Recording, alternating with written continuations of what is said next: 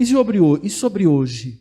Né? É muito interessante quando nós ouvimos o Evangelho o Evangelho de Marcos, porque ele é um evangelho que propõe muitas coisas acontecendo num lugar, o caminho. Cristo faz acontecer a formação, as orientações, os ensinos no caminho. E é interessante que aqui também, hoje no Evangelho, se percebe isso. Jesus está ensinando a todos sobre o que significa seguir e servir, para quem é seu discípulo. Então ele fala para todos e diz que o seu discípulo entende seguir e servir assim. Qual é o ensinamento sobre isso, então, hoje? Primeiro no Evangelho nós vemos um Cristo diante dos seus discípulos, e junto aos seus discípulos, ele esclarece primeiro, tem um cuidado, questionar sobre os seus discípulos sobre a sua identidade. Qual é a clareza que eles têm acerca da identidade de Jesus Cristo? Qual é a compreensão que eles têm? E ele pergunta sobre o que pensam os outros e sobre o que pensam eles, os discípulos. Quem dizem que eu sou e vocês? Quem dizem que eu sou?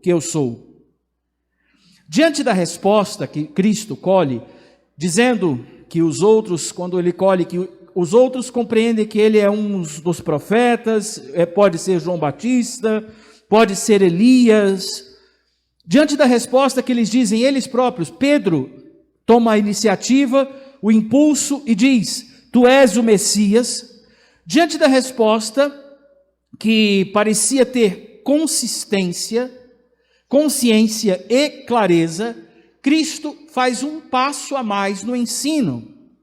Ele aprofunda o que significa. Bom, vocês sabem quem eu sou. Diante de todos, vocês sabem quem eu sou. Agora vamos então entender o que é que eu vim fazer aqui. O que é que eu devo viver? E aí Jesus aprofunda o seu ensinamento, anunciando o caminho que ele deveria fazer, como um servo do Pai, que veio para reunir os dispersos.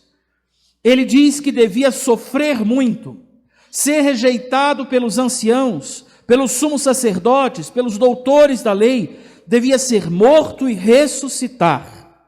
E ele não falava isso às escondidas, falava abertamente para os seus discípulos. Ele estava formando, primeiro calculou a identidade e aprofunda a consciência de quem ele é com o seu caminho, com o seu papel, seu rumo nesta terra.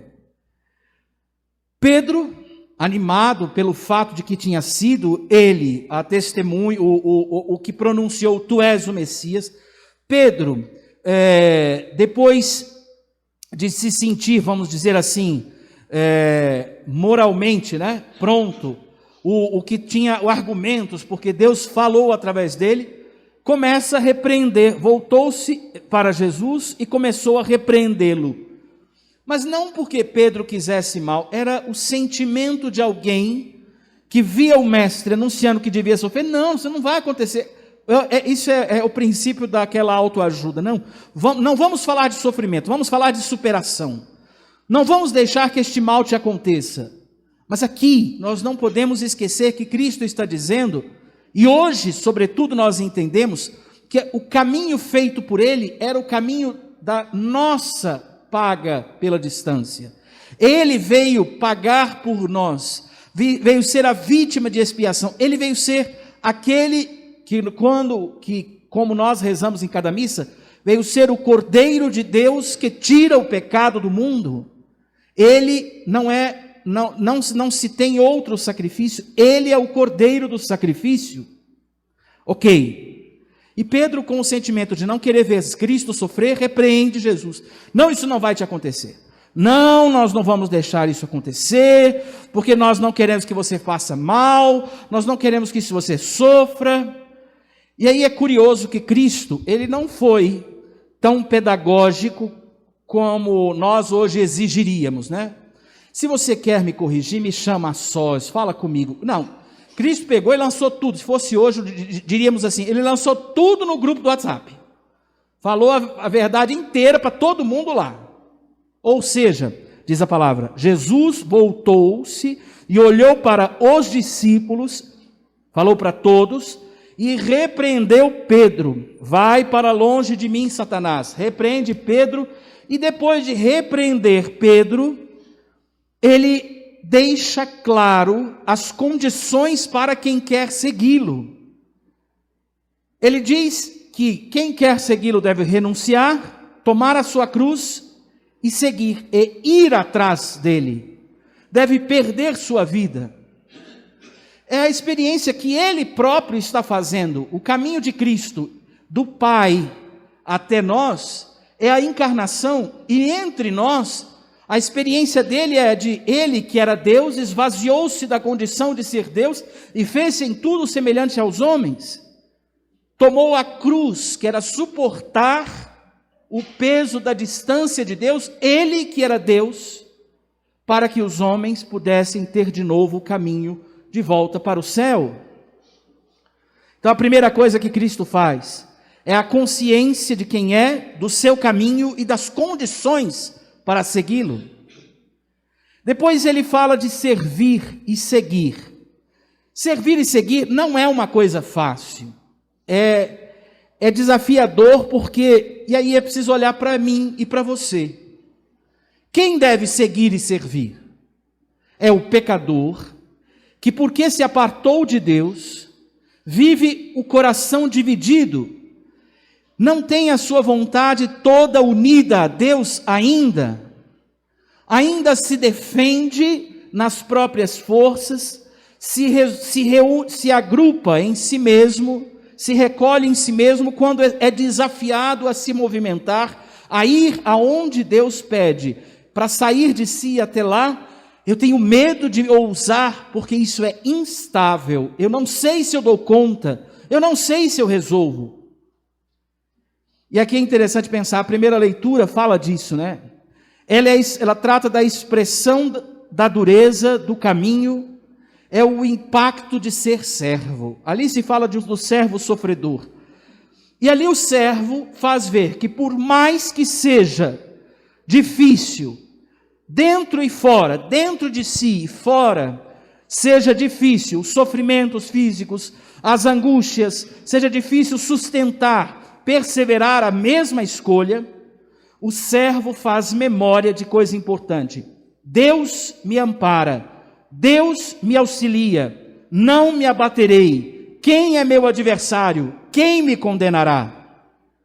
Ainda que eu sofra para viver o caminho de quem eu sigo como servo, eu não me abaterei, porque Deus é fiel, Deus me ampara. Não é fácil fazer esse ato de confiança, porque diante da dificuldade, a pergunta que normalmente a gente faz é: será que Deus vai me ajudar mesmo? Será que Deus está me cuidando mesmo? Me amparando mesmo? Será? É tão difícil na hora da cruz enxergar, porque parece que na hora da cruz nós ficamos literalmente como Jesus no alto da cruz, cego, a ponto de não conseguir chamar Deus de Pai, mas de meu Deus. O Salmo também fala disso, ele expressa essa confiança do servo, expressa a confiança de quem se lembra de Deus sempre, sobretudo na hora das cruzes, e não altera sua postura porque é difícil continuar fiel. O Senhor ouve o grito da minha aflição, diz o salmista. Prendiam-me, apertavam-me, invadiam-me, e eu invoquei o Senhor.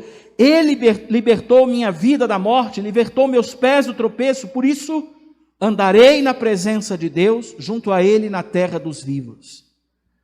Sabe, servir e seguir não é fácil, mas eu quando vivo, e é o ensinamento de Cristo, viver é fazer memória do Senhor que está comigo, e por isso eu ando, me movimento, por isso meus adversários não são outra coisa, senão o meu medo, a minha, às vezes, fraqueza, a minha divisão dentro. Pois bem, diante desses ensinamentos, o que nós podemos pensar? O que colher para a nossa vida?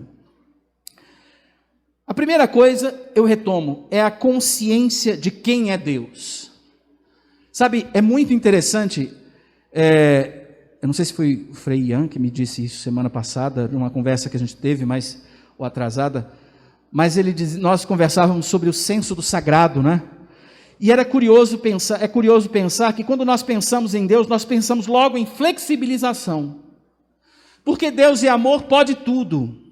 E aí nós podemos fazer o que quisermos, podemos tratar da liturgia como quisermos, o importante é que tudo seja flexível, o importante é que não tem necessidade de disciplina, não tem necessidade de ordem, o importante é que nós façamos como simplesmente e espontaneamente as coisas podem acontecer.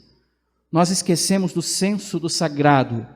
Isso é a expressão de que nós tratamos Deus do nosso modo e não de Deus como Ele é de fato. Então, qual é a tua consciência de quem é Deus?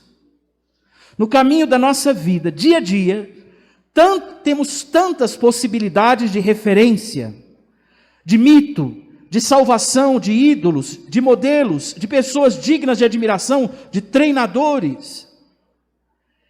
Diante desse mundo cheio de ícones, de pessoas a quem nós seguimos, e esse é o título que se dá nas mídias sociais, sou seguidor de. Quem é Jesus para todos estes a quem você segue? E é tão importante entender como o que pensam os outros de Deus, você me diz, e quem é Jesus para você hoje? Quem?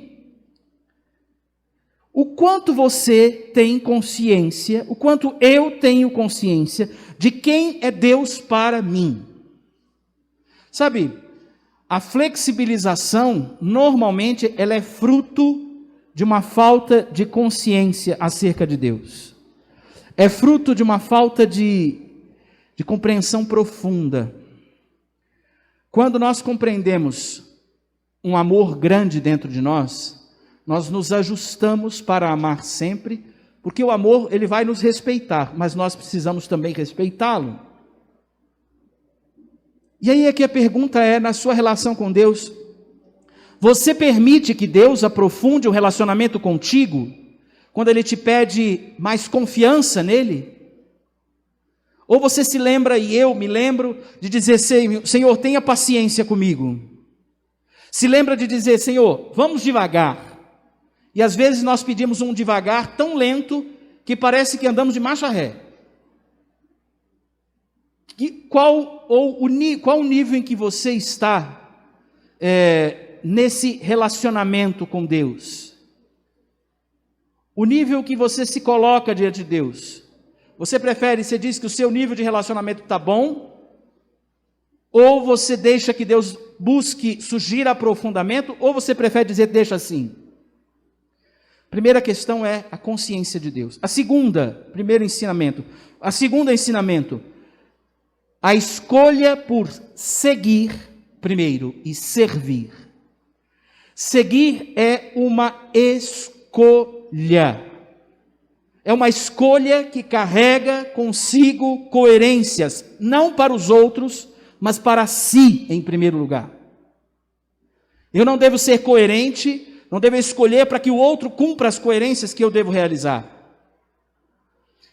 Ser coerente com renunciar, tomar a cruz e ir junto de Deus. Ou seja, para tudo isso, Cristo diz, quem quiser me seguir, quem quiser seguir. Para tudo isso, para seguir Cristo é preciso querer. Seguir é atar um laço com Deus, é se prender em cadeias com Deus, é vincular-se, comprometer-se livremente, unir-se definitivamente. Seguir, servir. Quem segue adere à fé que é Cristo e dele se torna um servidor. Não há seguir sem serviço. Porque o serviço, ele é a expressão de quem segue a Deus. Seguir é alguém que se rende à vontade de Jesus. O servidor é aquele cujo serviço é aceito por Cristo, para que através desse servidor, ele estenda a sua causa aos homens. O servidor é aquele que acolhe, que acolhe Cristo com escolha, e é um que está sujeito a um mestre, sujeito a um condutor, sujeito a alguém que ele chama de seu guia. Pois bem, eu sou servidor de Cristo? Eu me coloco sujeito a Cristo ou depende da circunstância? Aqui eu quero colher o exercício de santidade. O exercício para isso, talvez vocês me perguntem, padre, o senhor falou de seguir, servir, ter consciência de Cristo, seguir e servir, mas não é fácil, cada história é única, com desafios muito próprios. Sim, é por isso que eu quero sugerir o exercício olhando para uma pessoa dessa liturgia, Pedro. Pedro, entusiasmado por ter feito a profissão de fé, uma adesão única diante dos outros, sente-se capacitado, como disse já, e moralmente imbuído de exortar o mestre que anuncia que vai sofrer. Deus não te permita tal coisa. Não fale assim, mestre. Não deixemos isso acontecer. Jesus corrige e estabelece condições para seguir, ou seja, para fazer o caminho do mestre, com o mestre. E aqui eu quero colher a sugestão, eu estou falando de um fraco que nos ensina com seu desafio de seguimento. O exercício é colhido da segunda leitura. Mostra-me a tua fé com obras. De que adianta não ter fé e não praticar? Pedro foi aprendendo a praticar a fé em cada encontro e convívio com o Senhor, escolhendo servir o outro porque seguia a Deus. Os serviços provavelmente apavoravam Pedro, a ponto de provavelmente ele querer desistir. Mas Pedro nunca deixou de escolher servir o outro porque seguia Jesus Cristo. E Deus colocou Pedro no primeiro posto, um fraco. Era interessante no seminário, entre nós seminaristas e às vezes entre os padres, a gente ouvia a seguinte expressão: seria teria sido melhor João ter sido o Papa, porque era o mais teólogo, tinha um coração mais, reclinava a cabeça no peito de Deus, tinha uma compreensão diferente, ele não ia morrer, podia ser guiado guiar a comunidade por mais tempo, mas não, o que Deus quis foi o fraco. E o fraco escolheu servir porque seguia Jesus. Nessa semana eu quero sugerir isso a você. Escolha servir o outro porque segue Jesus Cristo. Padre, como isso? Em casa, sirva com gestos que expressem cuidado, importância, valor de amar o valor do outro com aquele amor, porque Deus ama aquele outro. Sirva com cuidados, atenções, renúncias, tudo para que por meio da tua obra, Deus seja visto, reconhecido, e convide o outro para como você seguir e viver a fé, porque você está amando daquele jeito.